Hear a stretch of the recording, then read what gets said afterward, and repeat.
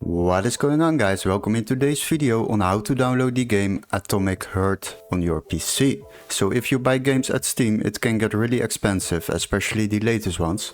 Plus downloading from random websites can lead to viruses, and nobody wants that.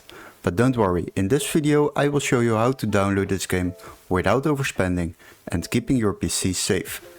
Before we start, I would like to ask you to subscribe to our channel and like the video.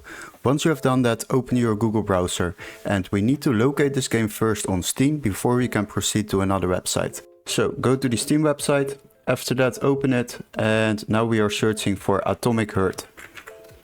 Once you have found it, select it and then scroll a little bit down.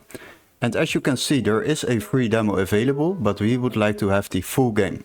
And as you can see on Steam, it's quite expensive, €59.99. But don't worry, we got a workaround.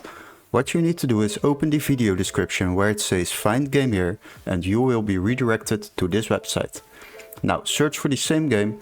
After that, select games on the left side and then sort by price lowest first. Once you have done that, you will be redirected to this page, and what we need to watch now is this text. This text needs to be marked green, so this game can be activated in your country. Now, as soon as you have found one, also watch the price over here and select it.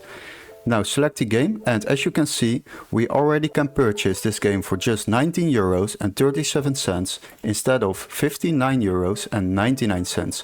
So this will save you a lot of money while downloading games online.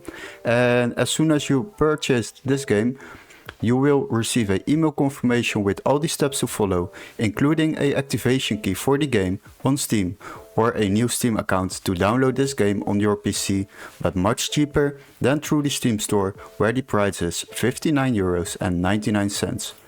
Hopefully this video was helpful. Don't forget to like and subscribe, and we would love to see you in our next tutorial. Cheers, guys!